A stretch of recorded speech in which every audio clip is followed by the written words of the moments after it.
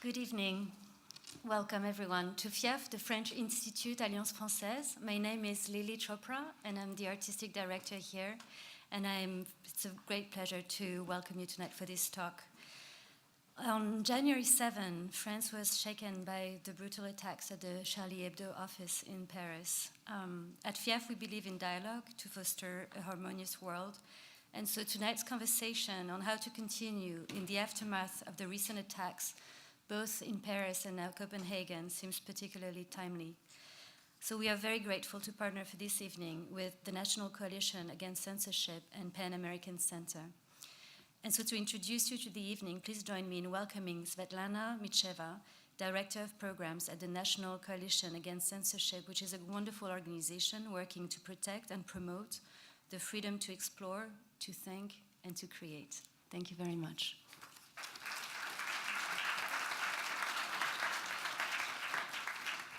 Thank you, Lily, and thank you, French Institute, for hosting us tonight to this panel, which is not going to be one more panel mulling over the meaning of the Charlie Hebdo murders. It is going to be a panel about the future of free speech.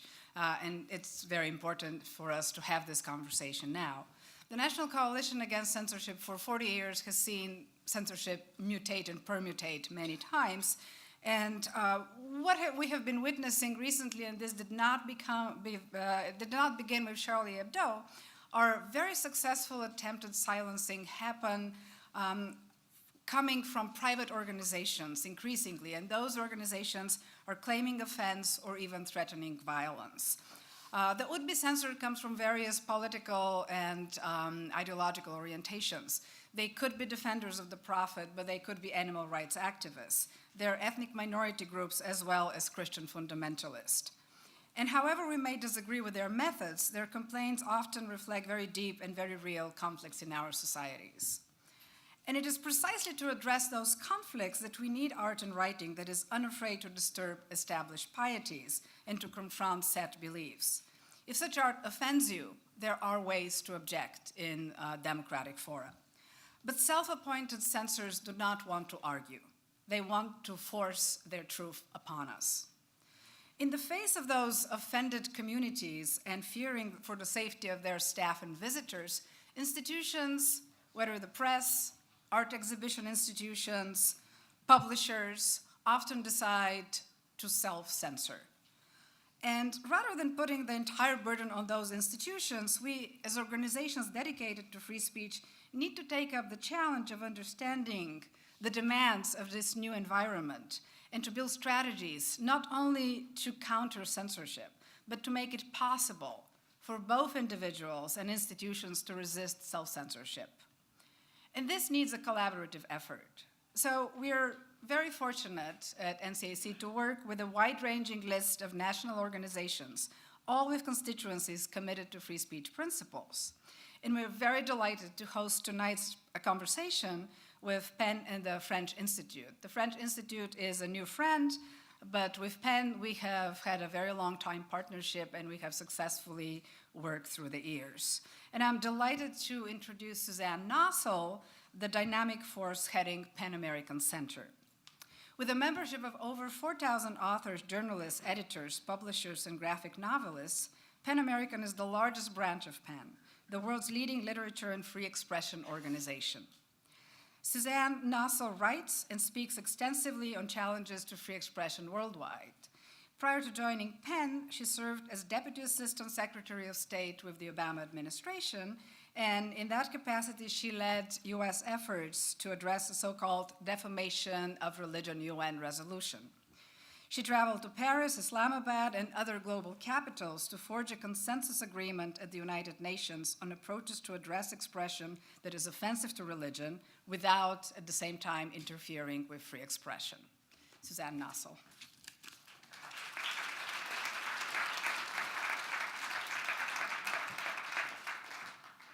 Thank you, Svetlana, and thank you to FIAF for working with us to put on this event. It may sound counterintuitive, but the goal of a terror attack is not to stoke terror. As the historian David Fromkin has written, sophisticated terrorists aim to overcome their own powerlessness by sowing fear and chaos, but that's not their end goal. They also want governments to overreact and undermine their own legitimacy, to shift the balance of power. Terror is a bank shot. No matter how spectacular, an attack can fail if it doesn't elicit the desired reaction. While terrorists can choose their weapons and their victims, they cannot choose how others respond to the horror they inflict. While brutal assaults can dominate headlines, terror's impact depends on the long, deep process by which a society absorbs the shock at a political, social, and cultural level. That's what makes tonight's discussion so important. As a global society, it is ours to decide how to react. How to react to the attacks that took place 6 weeks ago on a quiet morning in a small office outside Paris, or the killings this weekend at a cafe and a synagogue in Copenhagen. Terrorists want the attacks to reshape what we write, what images we show, what gets drawn, what is published, what we say, who we fear, and who we are. The impact can be startlingly quick. Editors around the world rethinking their cartoons. Legislation proposed to censor what gets shared on social media. Intelligence agencies expanding lists of who to surveil. At Penn, our role is twofold: defense and dialogue. We defend the principle that no act of expression, no matter how offensive, can be a justification for violence. And we convene dialogue. Dialogue that is ultimately the best defense against the type of reflexive reaction that can inadvertently hand the terrorists the goal they aim for. I can think of no one better to help us navigate these tough questions than NPR's Leonard Lopate.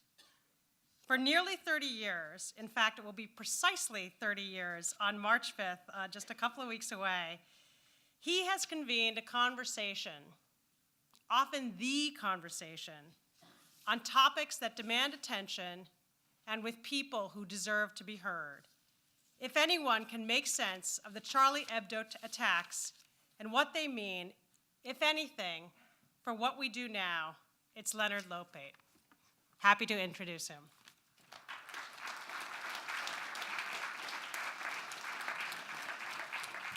Thank you, Suzanne, and I prepared an introduction, but I think it'll be a bit redundant, so I'm not going to read it. I do want to remind you all that cards have been handed out, and we invite you to participate by writing out questions on your own, and somebody about 2/3 of the way through this conversation will come down the aisles, and I hope you'll pass them down so that we can read them later. But right now, what I want to do is bring out this wonderful panel made up of 3 cartoonists and an art editor. So let's start with Molly Crabapple, who is a New York artist and a columnist at Vice. She's also written for publications including the New York Times, Paris Review, Vanity Fair. She's drawn in Guantanamo Bay, in Abu Dhabi's migrant labor camps, and with rebels in Syria. Her work is in the permanent collection of the Museum of Modern Art, and her memoir, Drawing Blood, will be published by HarperCollins later this year. Molly Crabapple.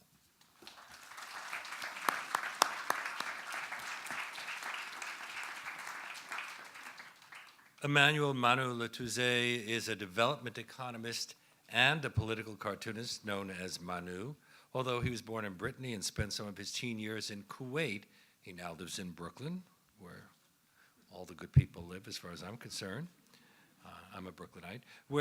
And he's a visiting scholar at MIT Media Lab, a fellow at the Harvard Humanitarian Initiative, and the director and co-founder of Data Pop Alliance, the first think tank on big data and development.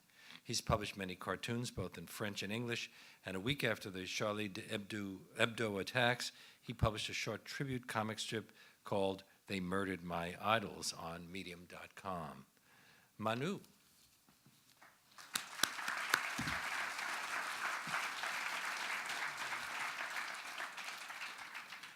Art Spiegelman has been credited with almost single-handedly bringing comic books out of kids' rooms and onto the literature shelves. His comics are best known for their shifting graphic styles, their formal complexity, and controversial content. He won the Pulitzer Prize in 1992 for his Holocaust narrative Mouse, and he's exhibited at New York's Museum of Modern Art and the Jewish Museum, the Los Angeles Museum of Contemporary Art, the Pompidou Center in Paris, the Ludwig Museum in Cologne, and the Vancouver Art Gallery, among others. Art's been awarded many prizes and honors, including an Officier de l'Ordre de Art et des, oh boy, am I messing this up. Anyway, they like him in France.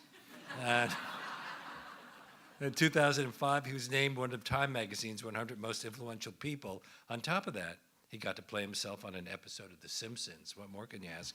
Art Spiegelman.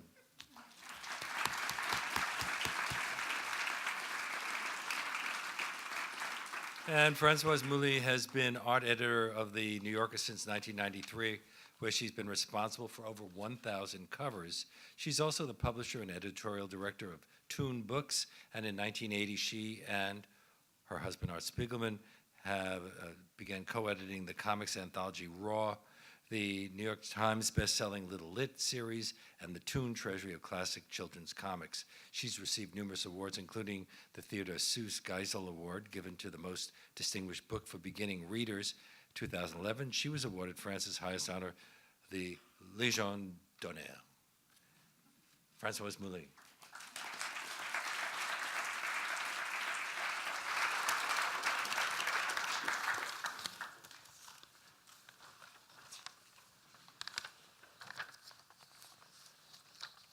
Although Hogarth was probably the first modern political cartoonist, Manu, wasn't Daumier the first political cartoonist to get into serious trouble? Yes, I think it was. What happened? I don't think we have that image up there, but it'll come. It'll come up at some point. I think he drew a king. He did a drawing of Leap, I think, and as a pair. well, yes, he started just drawing in pear shape, and then there was a law passed against drawing in pear shape, so he just started drawing pears. And they threw him in jail. We have that there someplace. I don't know where it's at. He was also an early innovator of the meme, I guess. And yeah, I think he went to jail for 6 months. I guess he was the first cartoonist to be punished, although, Started a long tradition.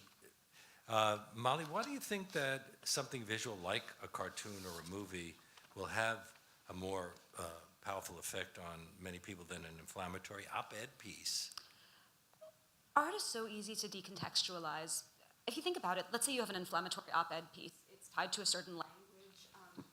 It kind of can't be taken out of context. And most of all, people, they give words a sort of authorship. You know, like, I wouldn't blame you for something Thomas Friedman wrote just because you were both published in the New York Times. However, with art... Please don't blame me for anything Thomas Friedman. This is always my example. Whenever someone criticizes a place I write, I'm like, well, Thomas Friedman writes for the New York Times, so there you have it. But art, you can yank it out of context. It hits people in a visceral way. It gets beneath your skin. Art irritates people, and it irritates authoritarian assholes most of all. Hitler actually had a special list of British cartoonists that when he won World War II, he wanted to particularly punish because they made him look just that pathetic and puny.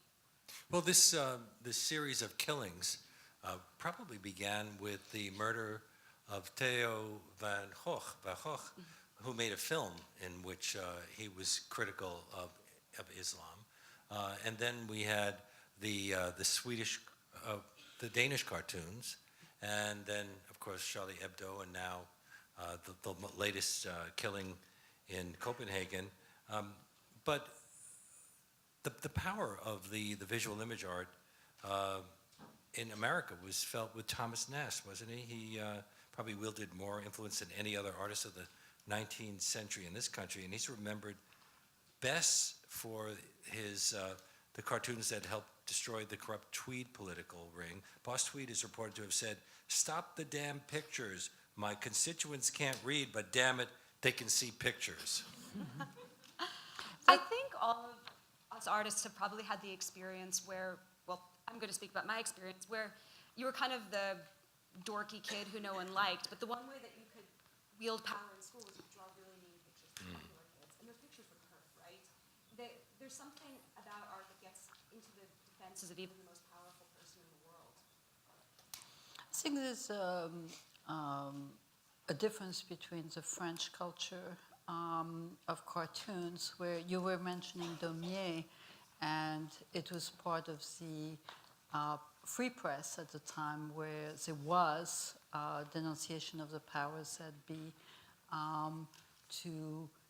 of all of the intelligentsia, whether they were writers or whether they were artists, whereas in the US, even though you had political cartoons in the papers, there is a sentiment that the cartoons are for the illiterate.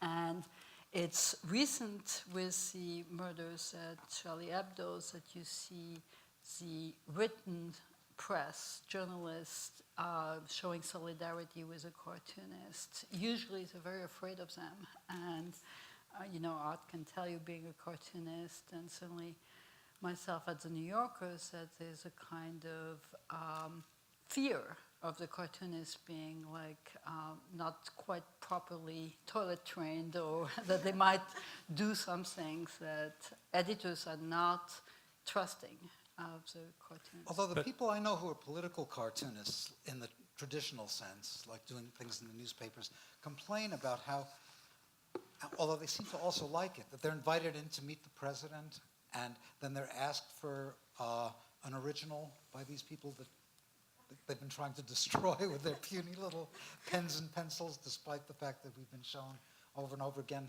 how they're just like Kalashnikovs, or they're equal. And it's one of the ironies of being a political cartoonist in America, especially in more recent years, where the last thing a newspaper wants to do is lose a reader. So you can't do a cartoon that's hard-hitting, because you'll get all these nasty letters back. But it wasn't always that way in America. Well, Herblock really eviscerated a bunch of politicians at one point. We don't have anybody like Herblock around today. Not really. No, I guess Jon Stewart and Colbert are as close as we have to cartoons. And they're both, well, Colbert will be coming back probably in a much more benign state, and Jon Stewart, who knows, CNN offered him a job, I think. But you've said that... Not Fox? You said that cartooning has been very effectively and thoroughly defanged in America. Yeah, but it wasn't always thus. Like, there was a magazine called The Masses during the great bohemian moment of the earliest part of the 20th century that had really effective cartoons. So that one of my favorite cartoonists is Art Young, political cartoonist. There'll be some of those pictures scrolling by as well. And he was sort of he became kind of a communist later, but then he was a freewheeling socialist. But even as a communist, the work had a kind of humane quality, didn't feel dogmatic, but he was put on trial for sedition, for his life during World War I, because of all of his anti-World War I cartoons. And there's a great drawing that he made of himself during the trial, of himself dozing off at these boring proceedings, that was captioned, Art Young fighting for his life. Françoise, in the New Yorker, Adam Gopnik wrote that France has a long-running tradition of, quote, direct, high-spirited, and extremely outrageous caricature that's far more incendiary than its United States counterpart. He said the Charlie Hebdo cartoonist worked instead in a peculiarly French and savage tradition forged in a long 19th century guerrilla war between Republicans and the church and the monarchy, and that Charlie Hebdo will be again, let us hope, a satirical journal of a kind these days found in France almost alone. But this is the same country that doesn't allow young women to wear headscarves or boys to wear yarmulkes to school. So it's a mixed message, isn't it? Well, it's part of that very different tradition of the free press. France has still fighting a battle between laïque, which is secular, and religious, and it predates the 19th century. I mean, it goes back to the mid-1700s, and the idea is that the press can be partisan, which is different from the American version of this.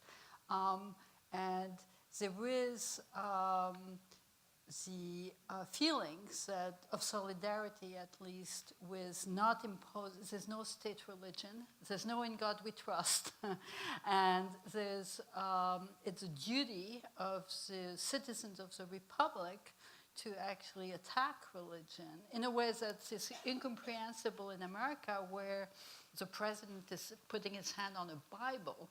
That would be really offensive to French people. The influence of Christian religion in American politics, the fact that presidents, senators, congressmen are supposed to be like paragons of virtue and can't talk about the divorces. So, I mean, there's so many things, like the fact that it was a big deal that Kennedy was Catholic.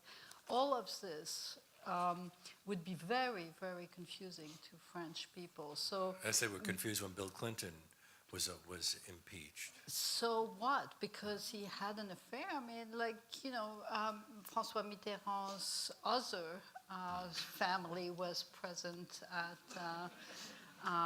at his state funeral, and all of the dalliances of Sarkozy, of François Hollande, and so on. And let's not go there, because otherwise there's not enough cartoonists in the room to cover all of this. But the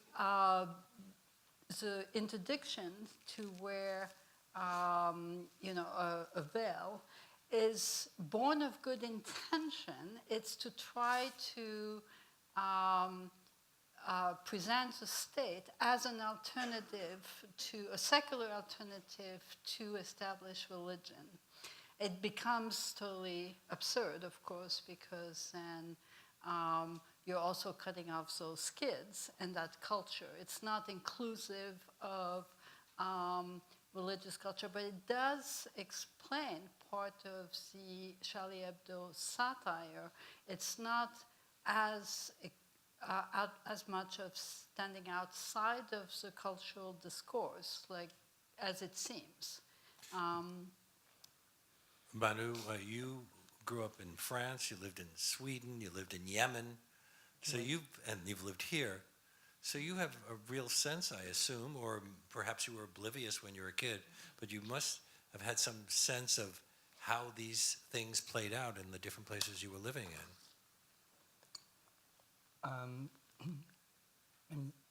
Yeah, I mean, I've always lived in a sort of multicultural, very diverse environment. I left France when I was 10, and then since I was 10, I've been traveling quite a lot. I also lived in Vietnam for 4 years, where, freedom of speech is very extremely limited.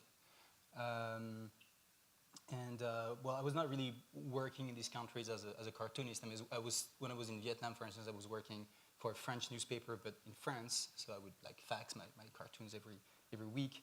But I think, I guess, and so we had some exchanges before the panel where I sort of explained instances when I was, for instance, living in Kuwait, where I felt, oppressed is maybe too strong a word, but where I felt that my freedom was curtailed, and I sort of I think I've always since then tried to push the boundaries as much as possible.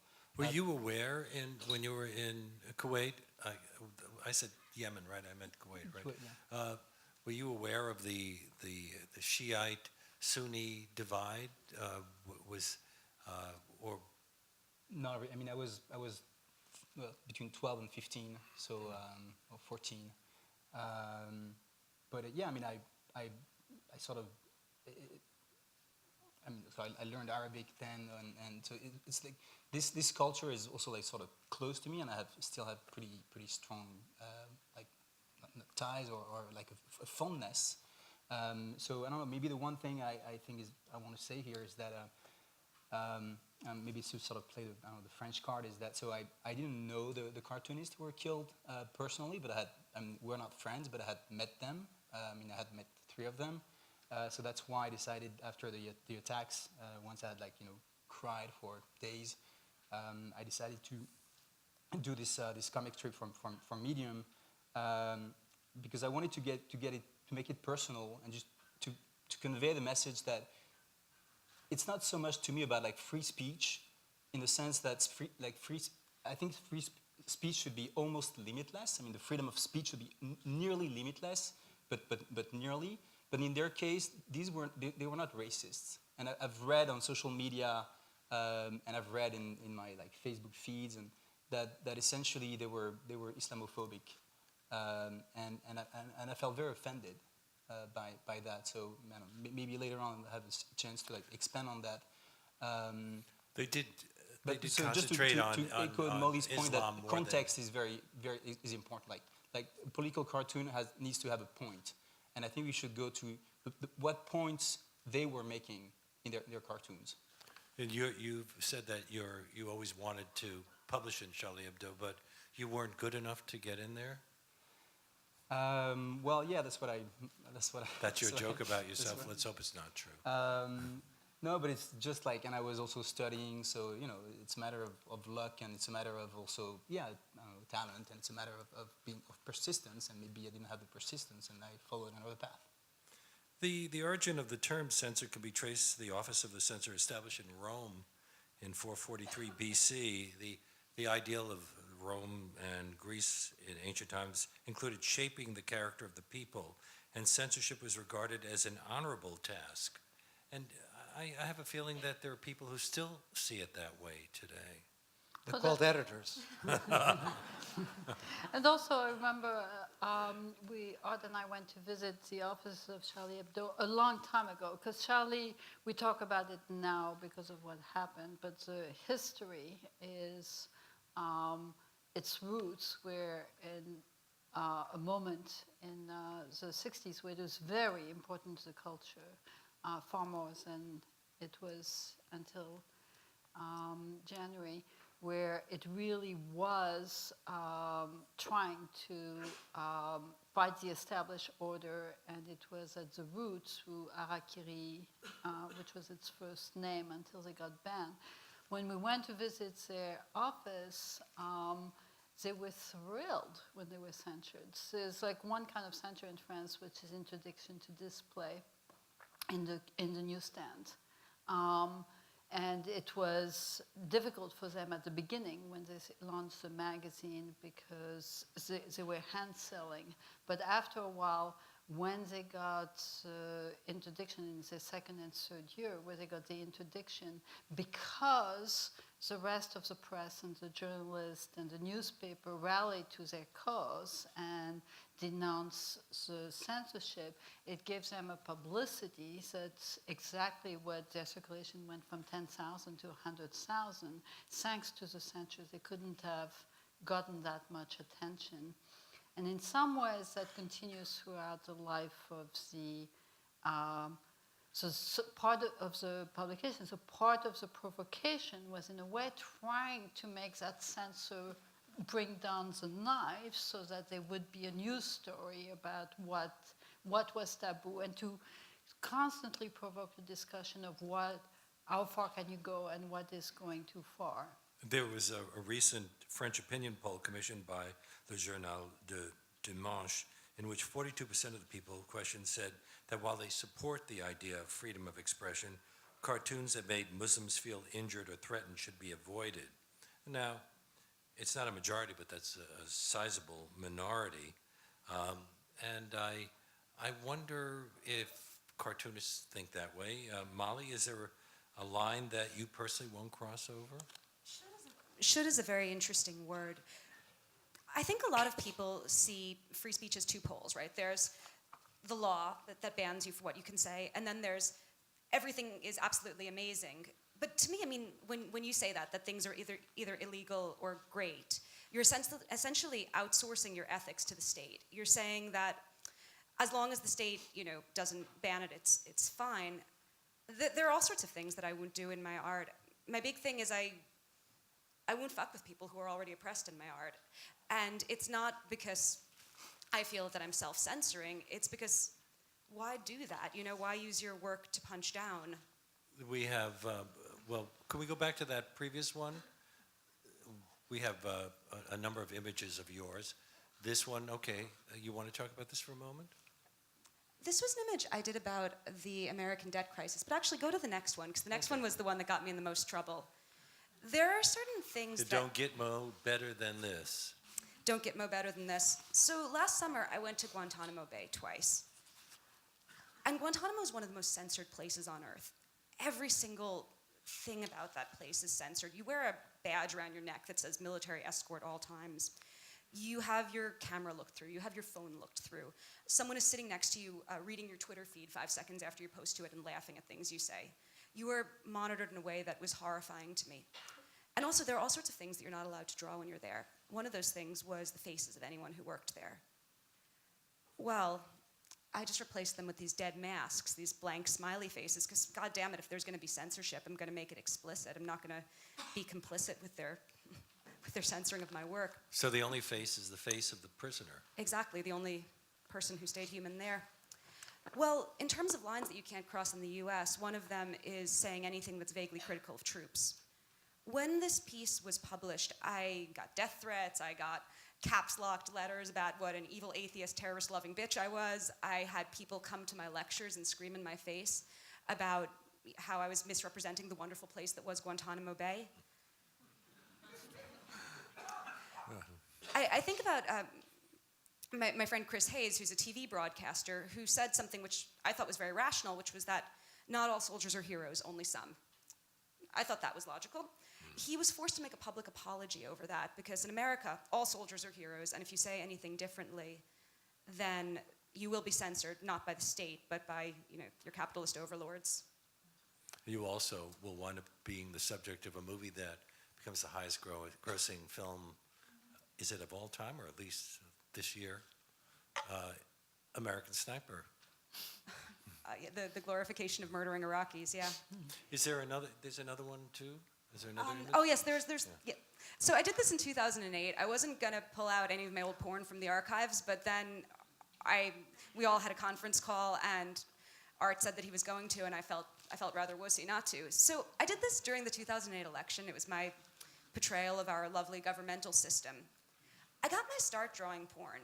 I did covers for Screw magazine when I was young, and the reason that I was drawing these covers wasn't necessarily because I wanted just to draw naked people, even though naked people are cool.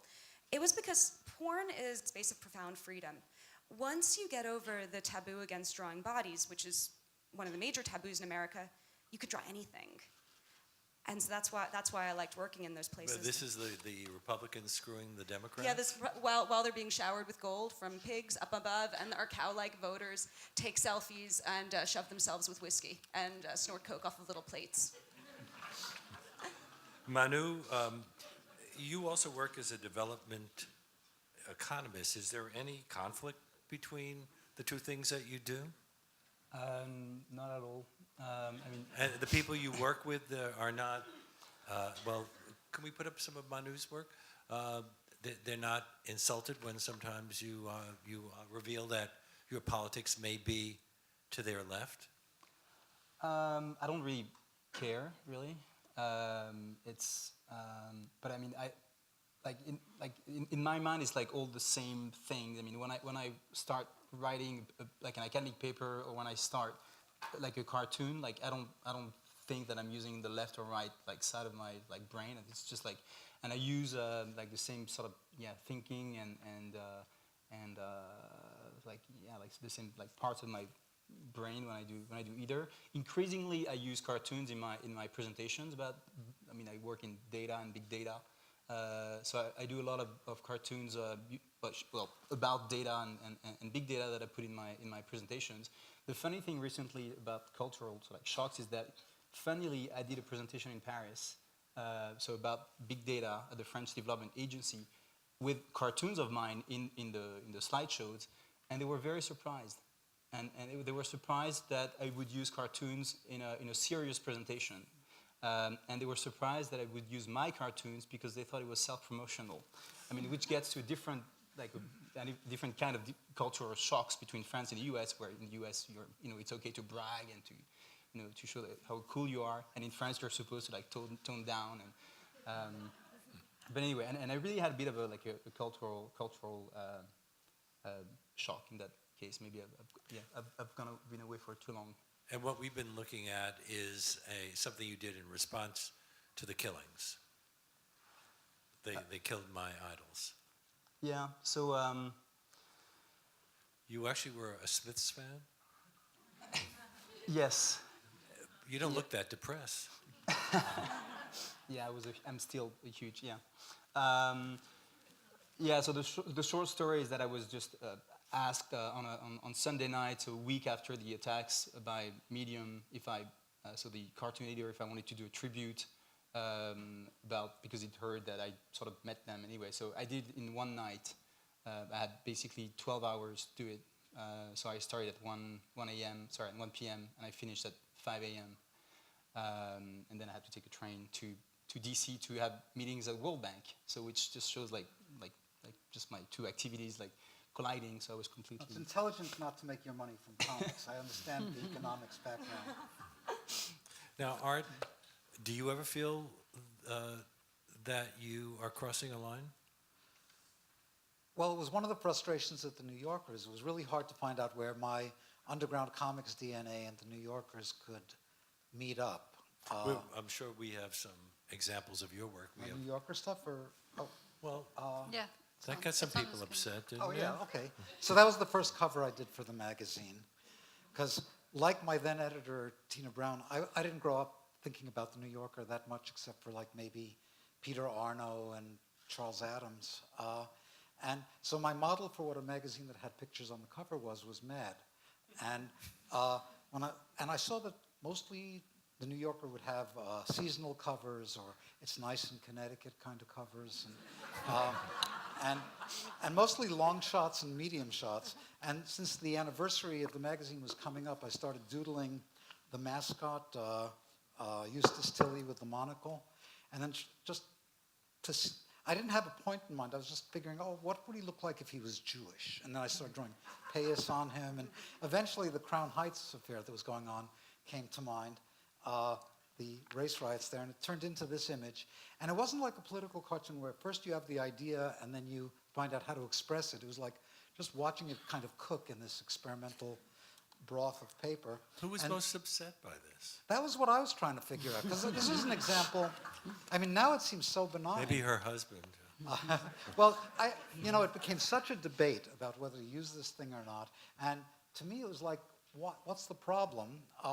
And I did have somebody who's now the editor of the magazine explain what the problem was, but I didn't even know, which is there were rumors about how Hasids would meet hookers underneath the Williamsburg Bridge. And this could be seen as a picture of that for the really inside baseball types, For me, it was just like, it was Valentine's Day, let's kiss and make up. And what was great for me was I was trying hard to avoid the cartoon stereotypes that are the language of comics. It's what you literally learn when you how to draw a kike, a nigger, a wop. It's just literally in the old cartoon books, you'd have that as the little visual dictionary of how you do it. So my Jew sort of looks like he escaped from a Chagall painting, I think, and she certainly doesn't look like she's drawn from the Aunt Jemima recipe book. So I didn't know who was going to be upset by it, but it turned out that everybody got to be upset, and it was before the internet. So this was as big a problem as you could create with a picture at that time. I was very proud of that, and the Hasids were upset because you couldn't show. A religious Jew couldn't even touch his wife in public. So I could have copped a plea and said, well, she's Sephardic, and they're not in public, it's a red background. This was in their backyard, the kitchen? But I realized even that wouldn't work, because I'm a maker of icons, even if an iconoclastic one, and that tradition is one of don't draw pictures of people. It spreads over into Muhammad now. But at the time, that was the rap against me then, and then I didn't understand why the black community was upset, but I guess they just didn't want to miss out on the fun. And I did manage to bring them together because they were both equally angry at me. And I remember being shanghaied on one of these right-wing talk show stations that you've never worked for, as far as I know, but they had a black minister from Crown Heights saying, if that guy had any guts, he would have drawn a black man kissing a Jewish lady. And so I was on the phone to respond to this, and I said, well, you may be a good reverend, I just don't know, but you'd be a terrible art director because nobody would really recognize this woman with a handkerchief on her head. And you'd be on the radio screaming at me for showing the black male as a sexual predator again. But the best thing that happened was, in one op-ed piece in the Times the next day, describing how she hated everything about this picture, she describes the Jews' lascivious lips. And in the Washington Post, there's a rabbi talking about the Jews' prim lips. So I just don't draw that well. I just assumed that this was, the problem was that the Jew had lips at all. The thing about cartoons that makes them so complex is what Molly was talking about before, is how they can free float past their intended limitations. But you obviously intend to provoke, and when you did...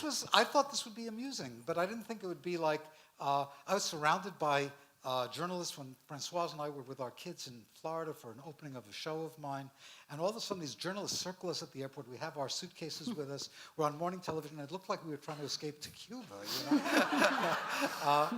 But the best thing that happened in terms of context on this one was a letter that came into the magazine the next week from a young woman thinking it was really sweet that on Abraham Lincoln's birthday we had a picture of Lincoln kissing a slave. And this is why we have to watch out. Pictures really can float free.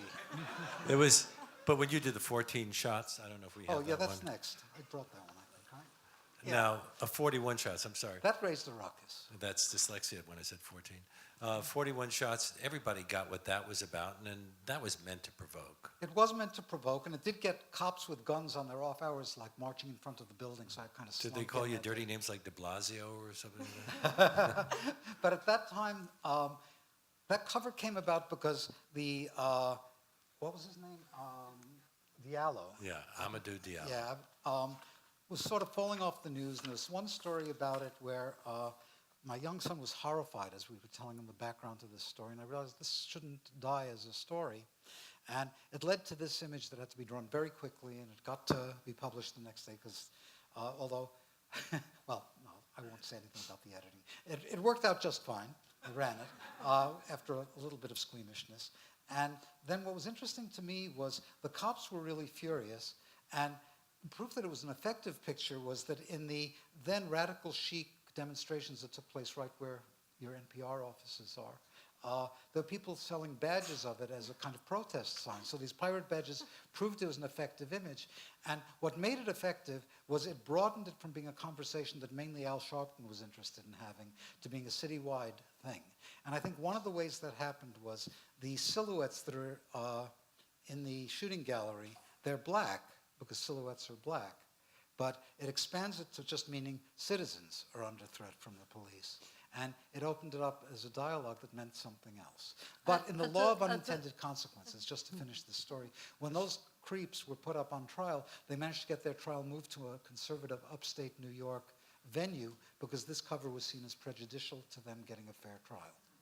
So go figure. Now, Françoise, as the editor of The New Yorker responsible for the covers, you have published a whole bunch that even Art didn't do that were also, that caused trouble. I helped change the DNA of the magazine, though. In fact, Yeah, actually, weren't there bomb threats and death threats for a couple of those covers? Yeah, yeah. Do we have a couple? Do we have one? It was interesting to have the conversation when Art's first cover of the Kiss came on. A lot of the New Yorker staff was really upset because The New Yorker staff was Oh upset. yeah, the staff was upset of changing the approach to the pictures because under William Shawn, it had specifically been.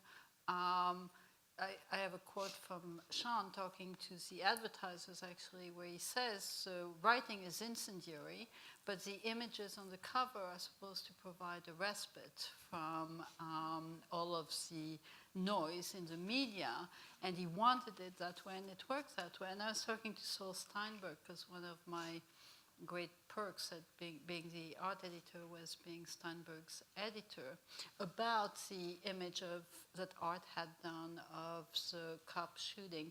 And he really appreciated, even though he had done many images that were not necessarily provocative and not controversial, but he appreciated and he recognized it in the same tradition as some of the images he had done himself. And he talked about it as being a picture of a picture, because it's a representation of the cops that was outrageous. And I brought in a lot of the artists that we had published in Raw magazine, and basically what we were trying to do collectively with all of the artists submitting ideas was to do a portrait of our times and all of the different threads. So this, for example, was an image about gay wedding, but back in 1994. In 1994, at the time, that created a huge ruckus. And now, if I've had to do to find images to talk about gay marriage ever since, that's the one image you couldn't do because it's become so banalized. Well, except in Alabama, so the Alabaman would never publish that. That's true. But at the time, just seeing two men, the idea of two men getting married, and certainly the colors, a shocking pink background, was denounced everywhere. And it was brought up by a prof at Yale who was talking about that's a moment where he realized that the movement was going in that direction, because just bringing a drawing of it on the cover of a magazine with the circulation of the New Yorker mapped out the future, mapped out possibilities. And it's true that this image you could not publish now because people would say, okay, so it's two men getting married, and what's the point? They would not find, it's become like the image in the Sunday Times wedding section. But one, I don't know if we have the fist bump image. Yeah, there's anyway. a couple more images. But let's do the fist bump because it's similar in in the some. one after, yeah. Okay. This is kind of like liberals were angered by this one, and this in some ways brings us into Charlie Hebdo again. Yes, because this is meant to be ironic. Well, the sketch for this image that was sent by Barry Blitt, as one of the artists that has done a lot of controversial images. At the time, this is in the spring of 2008, and candidate Obama just secured the nomination. Until then, it had been 6 months of this tug-of-war between Hillary Clinton and Obama. But finally, he was officially the candidate. It was July. The magazine was looking for an image. We were running a big piece profile of candidate Obama. And I had been on the lookout for those images that captured what was in the air.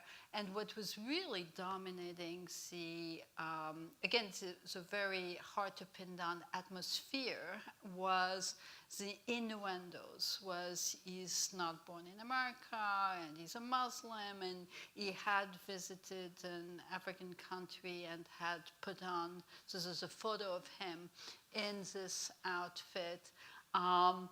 As there is a photo of every politician in every outfit of every country that they visit, I mean, as part of every visit, there was absolutely like making big ado-s. And the power of the talk was that nobody brought it out in the open.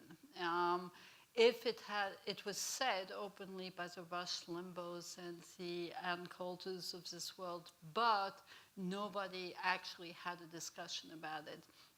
And the first sketch that Barry sent me showed basically those right-wing commentators' worst nightmare. So it was, candidate Obama in the White House, dressed as a Muslim, doing a terrorist fist bump with his wife, who was at the time in the first sketch dressed as a Muslim, but that wasn't the innuendos against her. The innuendos against her. And the American flag is burning in the fire. Yeah, so in order to make it thoroughly and Osama bin ironic, Laden is on the wall. well, the thing is that in the first sketch, they were actually the people that was nightmare it was shown looking aghast, reaction shots through the window. And I asked Barry to actually take that out and let's just show that image, because I thought it was more universal if you didn't just blame 2 or 3 people. I felt it was like a broader. Why do you think people didn't understand it? I mean, the reason I connected to Charlie Hebdo is there's an image that really upsets a lot of people, and I could understand it if you take it literally. The one with the heading Boko Haram's sex slaves are angry. It shows a group of headscarf-wearing pregnant Nigerian women shouting, "Don't touch our welfare." Yeah, that's actually one of the slides. No. So it's here, that's number 54. There it is. Yeah. Now, this is, I assume, done in the same spirit. It is actually playing into the very right-wing fears that we see with people like Marine Le Pen. And by Marine Le Pen, do you think that she's been helped by the Charlie Hebdo thing, Manu? I mean, in the short term, it doesn't seem to be the case because there was like a lot of support actually to Hollande, who sort of benefited. They had a bit of a blip from the low 20s to the mid 20s. But it's hard to tell. I think in the long term, what's gonna there are presidential elections in 2 years, and it's very hard to tell. I mean, she's like in the polls, she's like first.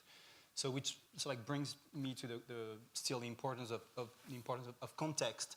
So I don't know if we can see the one with Taubira, so the justice minister, drawn by Charb, who was the chief editor. 57. Yeah. So drawing her as a monkey, and it was actually one of the cartoons that led me to get into the arguments and fights with friends and others who said, well, how can you say they were not racist? I mean, look at that. They're drawing a black woman as a monkey, and of course very often it was cropped. I mean, the title was cropped, and the context was completely lost. That it was actually completely ironic. They were actually making fun of. I mean, he was making fun of the people who had called her a monkey or sent thrown her bananas and. Well, there was a picture that was published of a chimpanzee, and that was her young, and then her today, 2 photos next to each other.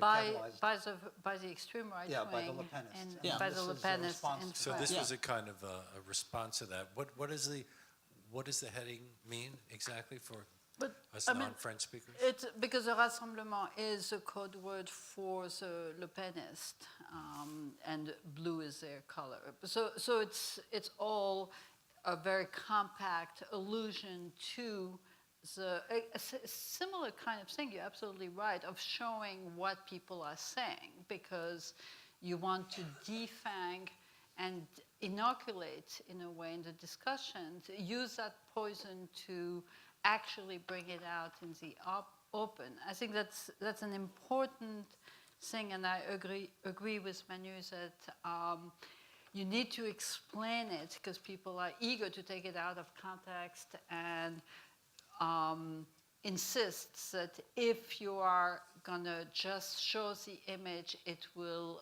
be nefarious and it will have bad consequences. Could we go back to the fist bump for a second? Number 20, where was that? Number 23?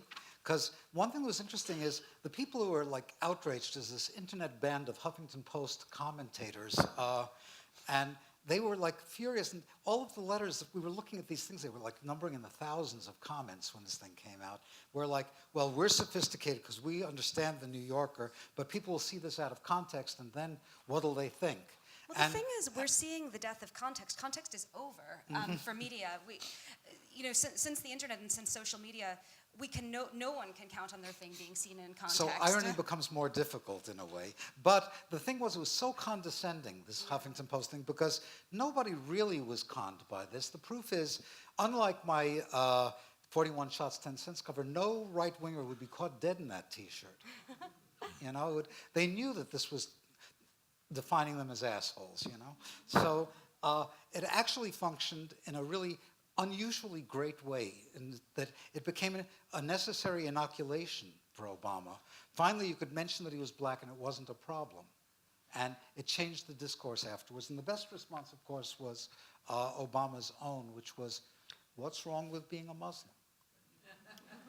Now, getting back to Charlie Hebdo, I've read a number of very sophisticated critiques, again, saying in no way do we think anybody should have been killed, but that Charlie Hebdo's satire makes high-minded points but indulges racism along the way, that they fight on behalf of the powerful against the weak, that over the past 15 years, Islam became a primary target for the magazine, out of all proportion with the number of How many Muslims in years? France or their When did political they say weight in that the started? country. It started in 2006. It was a response specifically to the Danish cartoon thing. Before that, I don't think they, you probably read it more than me, but I don't think it was ever part of their game plan. Like that cover in 2006 was number 46, was very specifically, it's hard to be worshipped by assholes. Actually, and they covered his face. When the Danish controversy came around, Charlie was all of a sudden finding its mission, because they not only didn't shy away from showing cartoons with Mohammed, but they just asked all of the cartoonists they did an entire issue devoted to showing Mohammed. And this was a cover by Kabu, one of the guys that was killed. Well, one of the images shows Muhammad bent over in That's later. prayer. No, that's later. But this is specifically the response, and there's actually a Vimeo video where you can see them coming up with this image, and you can hear the discussion, and it's very. It reminds me a lot of the conversations that I've had with artists coming up with images like this, and when they come up with this one, they decide which one they will put on the cover. And on the second, after the cover, on the second page, they put the also runs. This is a long tradition from Harakiri to Charlie Hebdo. Les couvertures auxquelles vous avez échappé this week that did show The covers some, we spared you this week. yeah, but they chose this one, and they choose it communally, and they have women in the room, and they have actually like, Arab and a diverse group of people. And they specifically thought this works well because it represents the attitude of the entire group of cartoonists, of all the cartoonists, because it says that there is a difference between the intégriste, which is basically the fundamentalist, and the more or less a prophet, I guess. This is meant to be Muhammad, and it's calling the integristes who are co-opting the name of Islam con, or assholes. But it's also not showing the face of Muhammad because it's hidden by his hands. So it's working with the interdiction and trying to actually give a positive, more noble interpretation of Islam. It's not anti-Islam, it's anti-fundamentalist. And a lot of their cartoons, including some of the more outrageous ones, we're trying to slice this thin difference between attacking fundamentalists of whatever creeds they might be, and people who use religion as a way to justify their actions. Before you talk, I just want to remind people that we've handed out cards, and I think this is about the time that we should be collecting them. So somebody will be coming down the aisles. Just hand those cards to them, and we'll be asking some of those questions later. So that issue of Charlie Hebdo was one of the only papers that printed the cartoons that Denmark had gotten in trouble for that wasn't a right-wing paper. They'd been filled with cartoons protecting the people in the banlieues, talking about trying to integrate them into society better. All the other papers in France and elsewhere that printed it were the racist-leaning Fox News version of newspapers. So they were admirably fulfilling their function there. One of the covers that you spared is the one after this. Could you go to the next one? This was a page with lots of them that you were spared. This is not a prophet. That was a really nice one. I have to insert an art historical note here. There actually is a beautiful Muslim tradition of drawing the prophet. There are beautiful Persian miniatures of him, Afghan miniatures. Some of them show his faces, and some of them he's veiled. But there's also a tradition in Islam to not show any humans. Exactly. That's why there's a Wahhabi. Such a there's a Wahhabi abstract tradition art. in Islam, but I think it's a bit flattening to the 1/5 of humanity that compromises Muslim people to take Saudi-style Wahhabism and say that that applies to all of them. I think that's really an important point, that the Western media has accepted the edict from a very, very small minority that they represent Islam and they are defending Islam to its word without even researching it, questioning it, or seeing its validity. It's not One of the things that I found incredibly powerful after the Charlie Hebdo massacres was the solidarity demonstrations throughout the Middle East. There are pictures in Aleppo next to barrel-bombed buildings of a Syrian journalist holding a Je suis Charlie sign. There were solidarity demonstrations in Iran, in Turkey. They were throughout the Muslim world, and that's because the people on the front lines of censorship are not Western cartoonists, despite the media that these two horrible massacres have. The people on the front lines of the censorship are cartoonists in the global south. They're people like Ali Ferzat, the Syrian cartoonist who had his hands broken by the Assad regime for caricaturing Assad. They are people like a recent Malaysian cartoonist who were arrested. And I think that narrative of people, in the Middle East, people in the global south fighting for their free speech is very important too, and it's very, very important for the media not to flatten it to offended Muslims and, asshole French people. It's not that. So let's now bring it to, forget about the global south, and let's bring it right here to the United States and Canada. Art, 2006, the Canadian chain of booksellers Indigo refused to sell an issue of Harper's Magazine because of something you had written. Yeah, I did a cover called Drawing Blood, actually, and a story about it, the history of Daumier and others getting in trouble for their drawings. And it was one of the times I had really good editing. So I had done this cover, and then the editor, who had been great up to that point, pushing me to go further, comes over and says, we're going to have a problem with this cover. I said, really? Which one? What's the problem? Is it the gay priest or the kite or the... and so, no, it's that naked woman with her torso in the lower left, which is just a schoolboy doodle. So what's the problem? I said, well, her breasts are showing, which means we won't get displayed in Canada. There's a law against it. Could we put a bar across her privates just on the Canadian ones? I said, no, that's just too funny. Let's do it on all of them. Which is what we did. But it still got banned in Canada, as you were saying, by the Indigo chapters book chain, like the Barnes & Noble of Canada. Well, there are many places that won't sell Penthouse or other men's magazines. This is a little scrawl that is as far away from actually being I think a that's a lascivious very picture. sexual picture. Thank you. Those two dots, there's going to be riots. I'm getting all excited. But what happened was she did it out of these high-minded reasons, didn't want to offend, blah, blah, blah, blah. So I and Adolf Hitler, my collaborator on Mouse, was were among the two books that have been banned was Harper's and Mein Kampf. And as a result, as Françoise was saying earlier, that was the best-selling issue in the 20th century of Harper's Magazine in Canada. Now, American publications have also chosen not to publish the Danish and the Charlie Hebdo cartoons. The Times, the Associated Press, CNN, NBC News, and although Fox News initially showed one of the Hebdo cartoons, it since has told the Washington Post it doesn't intend to re-air them. What are the reasons they give? A big reason, and this is actually the most valid reason I've heard, is that many of these places have foreign bureaus, and they worry about violence that might be done to their staff that's living overseas, perhaps in Iraq or places like that. Well, the executive editor of the New York Times, Dean Beckett, said, we have a standard that is long held and that serves us well, that there is a line between gratuitous insult and satire. Most of these are gratuitous insults.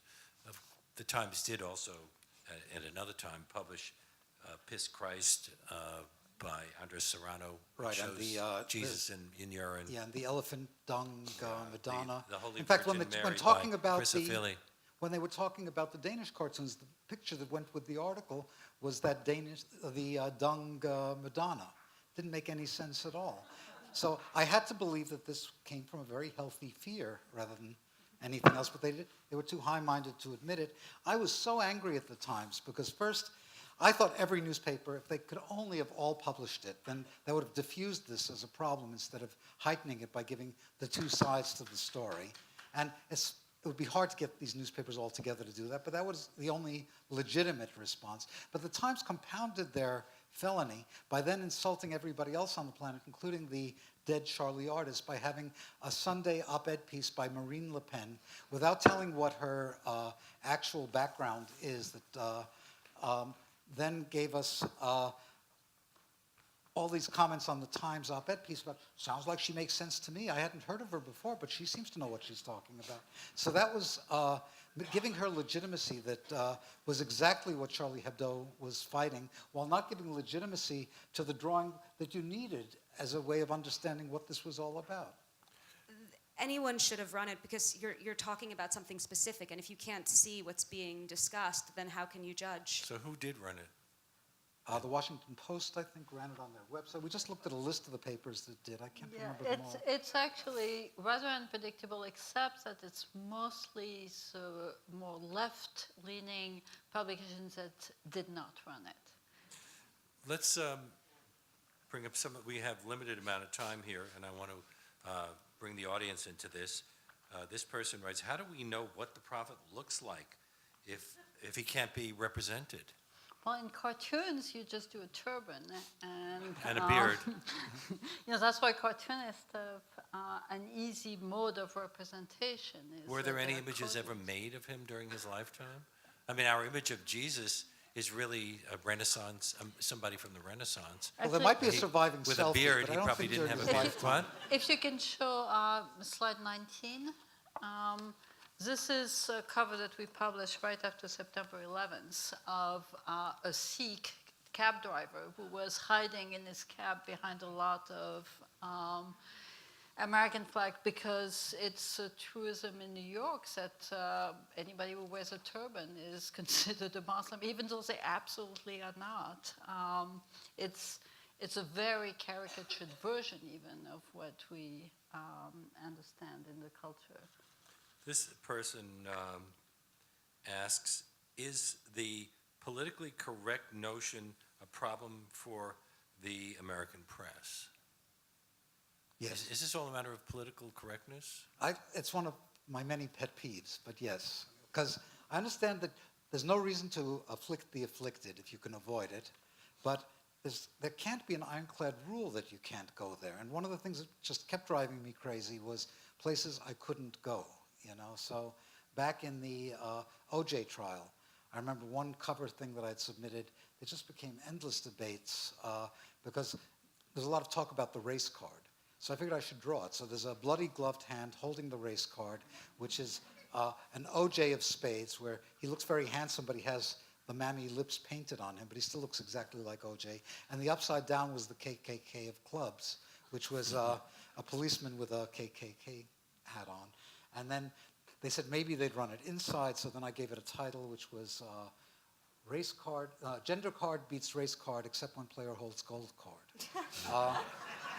And then they wouldn't run that. And then finally, I'm thankful that the Nation magazine acts as my salon de refusé and publishes all my stuff, so they had it in their pages instead. Well, this is a follow-up question by somebody else. What's the distinction between self-censorship and sensitivity?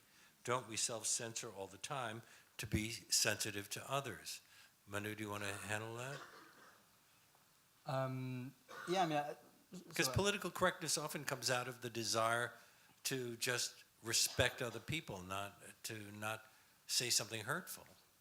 I mean, I think respect is, so Molly was talking about the importance of ethics. So there's like rights and legal frameworks on the one hand, but your personal ethics also matters. And at the end of the day, very often, I like to think that it's ethics that trumps the law. I mean, that usually your ethics is within the boundaries of the law in democratic societies, but that it's basically, I think self-censorship is fully part of anything we do. I mean, we're not going to insult, or more often than not, we're not. I would have had no interest in drawing the prophet until it was said that I could not, because this is at the base of cartooning. It comes out of graffiti. It comes out of youthful rebelliousness. So why on earth would I care about drawing Mohammed one way or another until somebody says, your life's on the line if you do?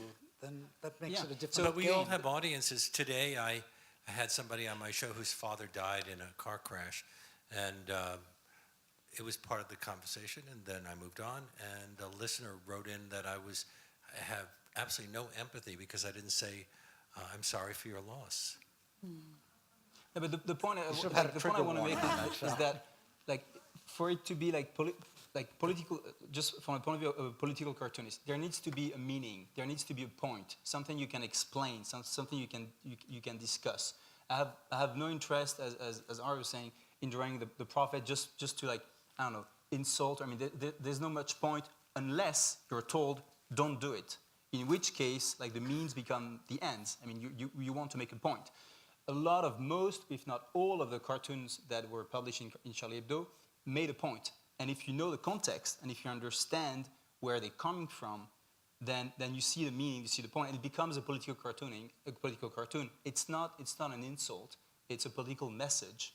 And I don't think they were, like, just to go back to your initial question about were they obsessed with Islam? Well, facts matter also, like context matters, but facts matter, like data matters. You can do actually an analysis of how many cartoons they've published in these past 8 years that have anything to do with the prophet or whatever. I think it's probably less than 1%. I mean, just an estimate.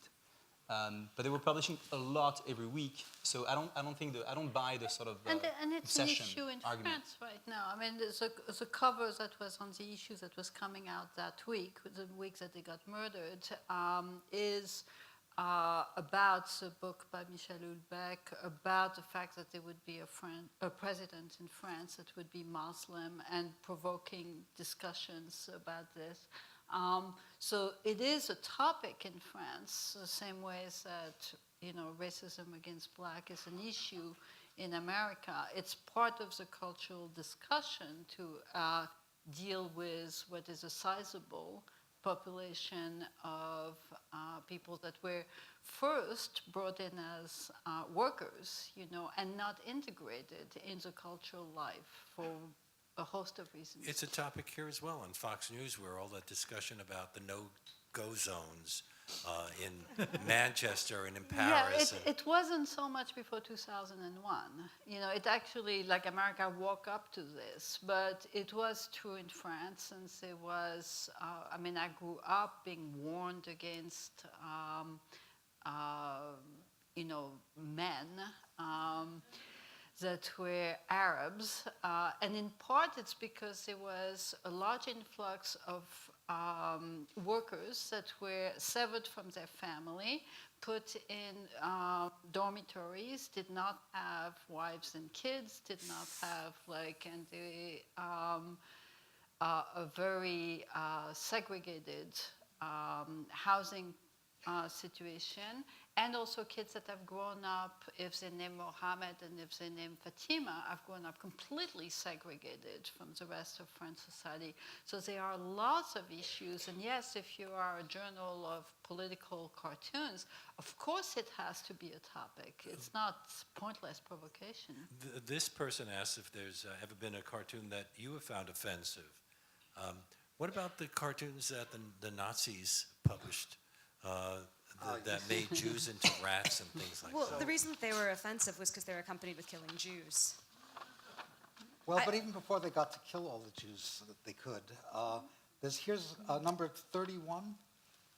This was from a children's book published through the Stürmer, the anti-Semitic magazine called Who could read that handwriting? Yeah, they're, in general, they have bad handwriting in Germany, and when they use that Gothic, can't read It looks like the blonde guy is hitting on the Jewish guy, and it's sort of giving him a...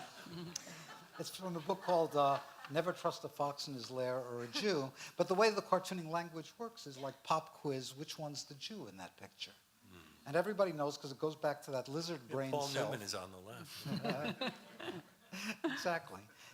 But cartooning's a really primitive language, so to try to upend it and use that language against itself is what that OJ cartoon was in a way. That I was just describing. And in a way, the entire Maus project was for me, because Jews were presented as rodents, as subhumans, and that helped me find the visual vocabulary to do Maus. Actually, can you show slide 45? That's from Charlie Hebdo from a while back. And the headline in this, the arrow points out to the ass of a Jewish woman, and the headline is, "Does racism sell paper?" At the bottom it says, Nous vous le dirons la semaine prochaine. We'll tell you next week. Now, I think this is really smart. Even though it's as much in your face as could be, it's deeply offensive in terms of obviously using sex to sell papers, but it has multiple layers of meanings, and it's very concise at the same time. We're pretty much out of time, but I'm going to finish up with this final question. Is it still possible to make subversive comics and cartoons in the United States? And what about Medium and other web comics? And I wonder, adding to that, whatever happened to Mad Magazine? Why did it just suddenly become so defanged itself? Because it was so popular for so long. I mean, it did get bought up by a large corporation. Is that simply it? Well, but even before that, But they it's started so- taking advertising rather than making fun of advertising. And that changed the magazine drastically. But is it possible? I guess Well, that fist are bump we seeing a cover- lot of stuff on the web in this country? I mean, I guess, is it possible to make cartoons? Yes, God, you can do anything. Is it possible to get paid for cartoons and run them in a prestigious print outlet? I don't know. Those were the good old days. Basil Wolverton, Yeah, I mean, beautiful girl of the the month. New Yorker covers is certainly something where we try to show images, sometimes that are like pastoral and quiet, but sometimes that are provocative. Like if you can show 24, that's an image by Christoph Niemann that we ran for Thanksgiving. And that provoked, I thought, a healthy debate about pilgrims and immigrants. That certainly got a lot of flack. And the next one is another image that we did Bert and Ernie.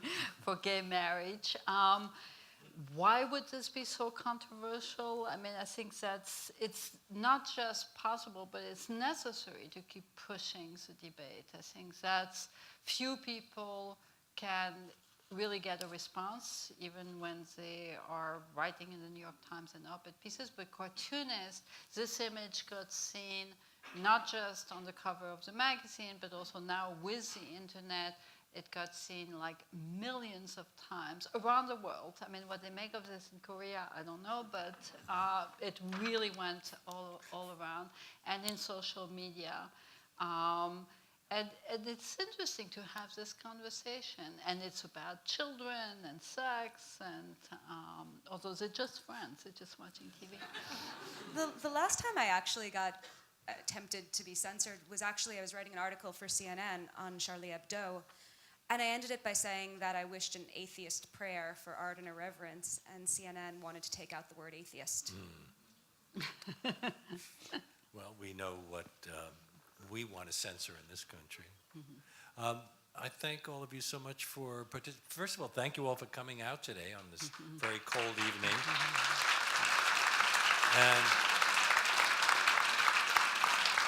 Emmanuel, Manu, Letouzé, Françoise, Mouly, Art Spiegelman, Molly Crabapple. It's been a pleasure having you, Thanks, having this Lenny. conversation. You're great.